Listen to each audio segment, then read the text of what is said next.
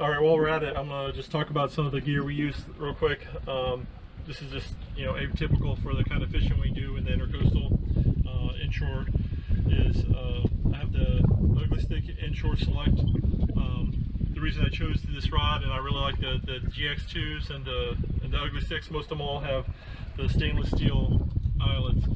Pretty rough on rods, and I keep breaking the ceramic inserts almost all the rods. I kept having to replace them, and I just got sick of it, so I'm just going to buy stainless from now on. You know, people talk about the braided line burning a groove into here. I have not experienced that yet.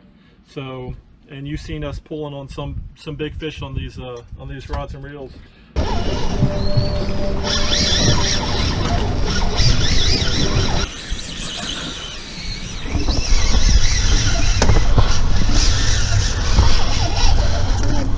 Kimberly's is a Ugly Stick GX2, and those have the stainless eyes also, and we haven't had an issue with that.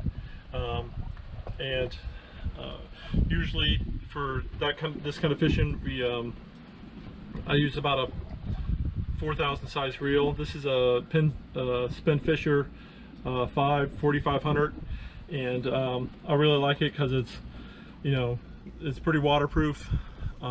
And I don't exactly do a lot of maintenance on these things, so this keeps it from having to worry about too much maintenance on it. And it's got the pin slammer drag in it, which is awesome.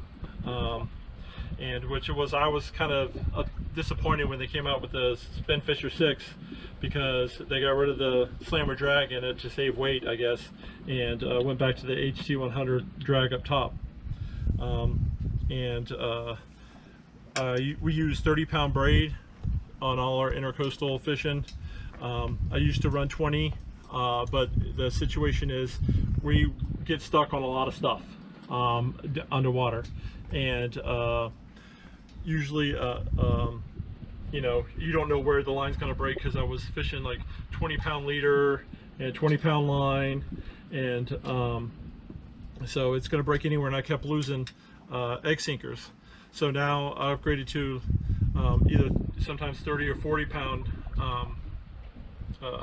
shock leader here for just for some abrasion resistance against structures and everything, and this weight sliding up and down and stuff, just to make sure, just give it last a little longer. And then we usually fish 20-25-pound line here, you know, almost all the time, except for when we're fishing places where we know we're going to get into some bigger fish or sharks or something like that, anything with like more teeth and everything. We fish a thicker line, but usually it's about 20-25 pounds leader on here. And so the big thing about that is, you know, if we get stuck on the bottom or on a big fish or whatever, this is going to break before this does, or the braid is supposed to, well, it should break anyway first, because it's braided less.